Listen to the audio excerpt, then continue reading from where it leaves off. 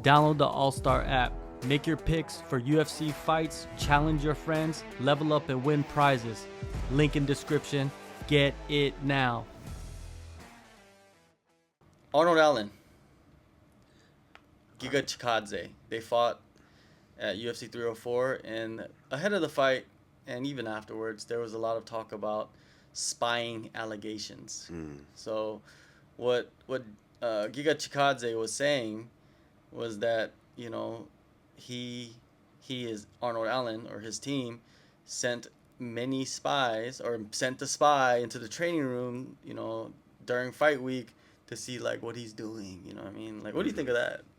Gosh, I've heard incidents of this before. I probably shouldn't mention which promotion I saw this in, but I was cornering somebody for fight week too, and there's a red and a blue corner, and then they pretty much do what they can to separate these teams, right? Now, one of the issues I think was that, and they try to put, if you're part of the same group or organization, then they try to put you in the same color corner. But I think for whatever reason, there was one person who had a fighter who was cornering a fighter in the blue corner and another one in the red corner. And so he could see both sides, including the supposed opponents that he was cornering, right? And so there were accusations within that, like after the fights went down.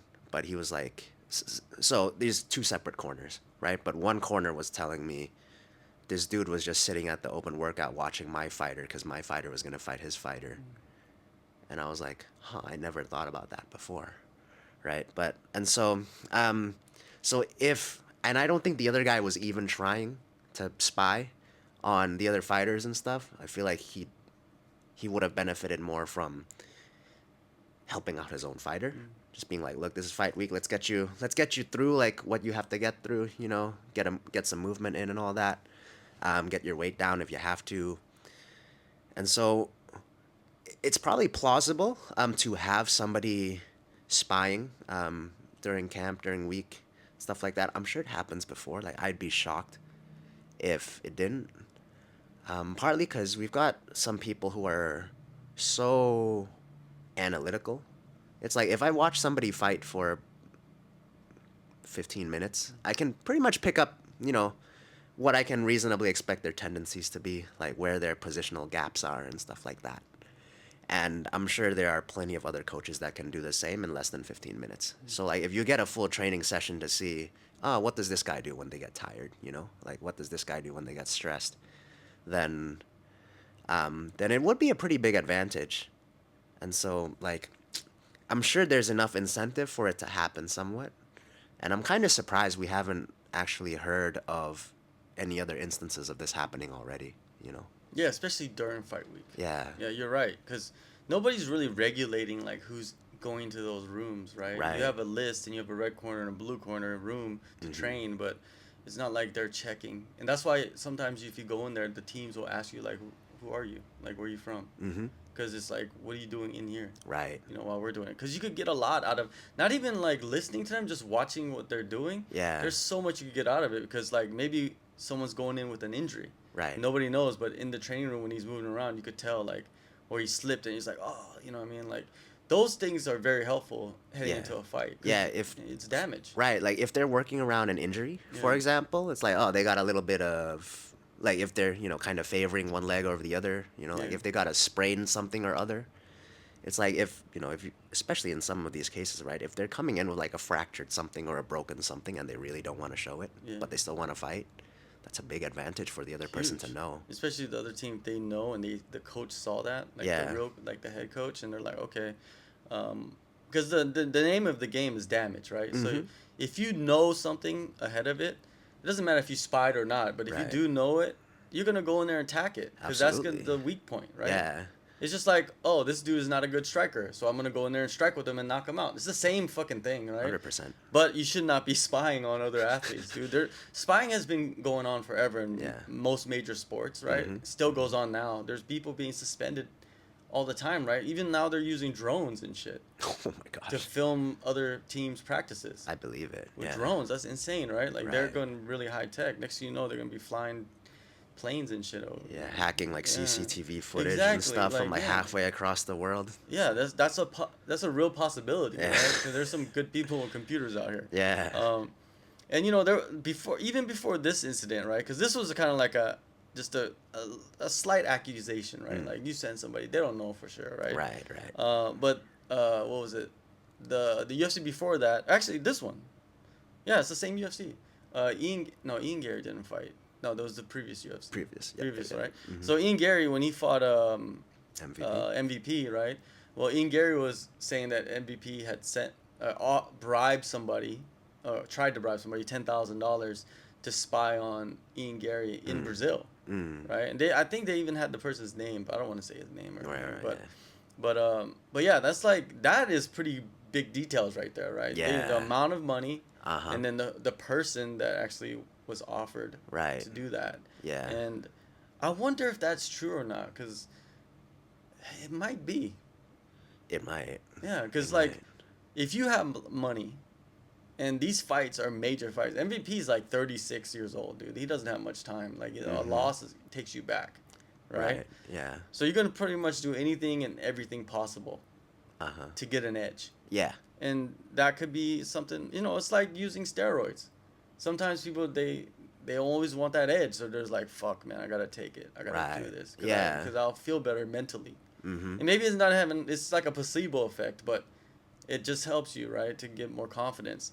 And I think in that case, you know, MVP maybe was worried, Right. you know. At Yeah. the end of the day, you know who Ian Garry was working with Damian Maia. Most people didn't know that for that fight. That's true. And Yeah, and his- he went in there and did well, right? Yeah, that grappling looked good. Yeah. So, but yeah, like to me, spying is gonna happen, Right. and like I think it all depends. Like Fight Week, we just talked about the scenario of like how spying could happen on Fight Week. But then like let's say at the gym, you know what I mean? Like so the gym that we train at and you're a coach at Bang Tao, it's a more like open air gym, right? Right. There's no like front door, Mm-hmm. you know. So say front door, you just walk in Yep. and then there's the MMA area, Muay Thai area, fitness area, another MMA, Yeah. Muay Thai area in the back. So you Right. can just walk around and not even pay to get in, like Right. to even pay to be a customer. Yeah, it's intentionally open so then people can walk in and feel welcome Exactly. like immediately. Yeah. Exactly. But then you got the highest level athletes training there. Mhm. You've had like Whaley do a bunch of camps. Yeah. Yeri was out here with her camps. Taito Avasa. The list goes on and on and on, right? Right. And there's always guys coming out here for like parts of their camps. Yeah. And you got James Gallagher's here as well, getting ready for his fight. Yeah.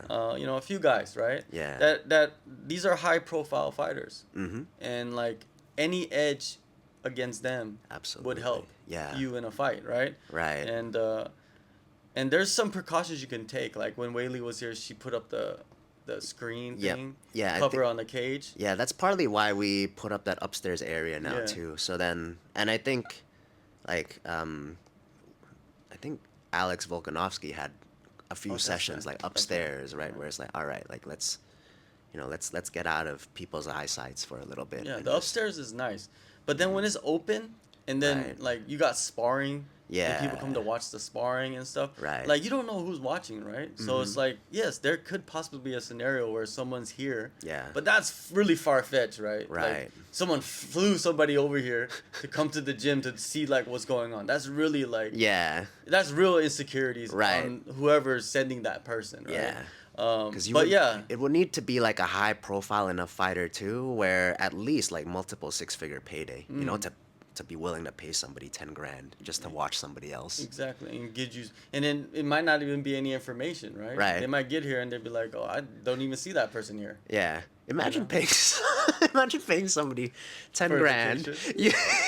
You know, he flies out to Phuket and all he comes back with is like, dude, I didn't see him. It's like he wasn't there. He wasn't there, and I was looking. Yeah. But you weren't. You were in Patong having a good old time and shit with the $10,000. Imagine what you could do $10,000 in Patong. Yeah. And imagine, right, like imagine this fighter actually is there. It's like, I don't know, dude. I didn't see any weaknesses. I think he looks invincible to me. Exactly. He's like, you better pull out of this fight. Or just go on YouTube and type in like analysis for the upcoming yeah. fight and just copy whatever that person said. Yeah. Like, yeah, this dude, his left hand looks really strong, you know, like just make some shit up, right? Exactly. But you know, going back to the point is that could be a scenario, right? In the future, as the sport grows bigger and people 100%. get paid more. Yes, there's going to be spying happening because the fights are so big, especially title fights or title eliminators or whatnot. Yeah. But yeah, here it would be like a lot easier to do that compared to like let's say a gym in the U.S., like a major city where it's like a building, Yeah. you know, like a solid brick and mortar building, one way in, one way out. Right. You know, then it's more controlled like that. Mm-hmm. But I think most fighters, they don't really care. Right. They're like, Yeah, it's like there's fight footage of them on YouTube and stuff like Exactly, that. right? It's like it's like you can see how, because it's like, right, like if we're talking about order of priority as far as like what we want to look for, you've got their fight history, especially the most recent, we'll say like the 3 most recent fights, unless they're following like a game plan that is so drastically different from what they're doing, then it's like you can pretty much get most of their tendencies last 3 fights for sure. Yeah.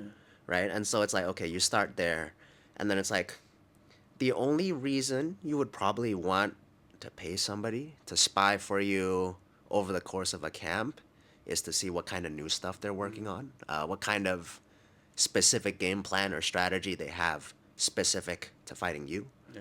right?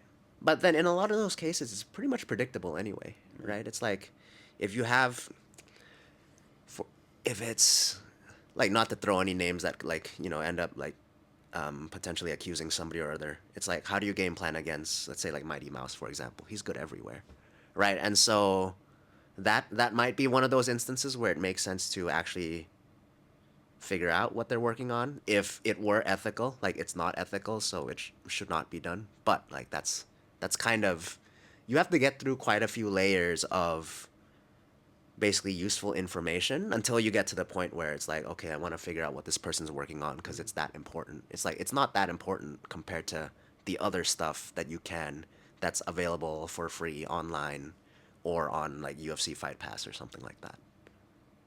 Yeah, it's wild, man. Like, this is not something that has just started happening. It's been happening for a long time. Yeah. Even in fighting, I guarantee it. We just haven't heard the stories. You know what I mean? Like you mentioned earlier in the video, about like how fight week is just kind of like not controlled, so you can just go in, and even like if the doors open, this is true, of the room, because some people they just leave the doors open because it's fucking hot in there, right? Yeah, so like the way they did it was, and to be fair, this was during COVID too, so there was two designated workout areas, and they tried to make sure that these 2 areas just never overlapped with each other.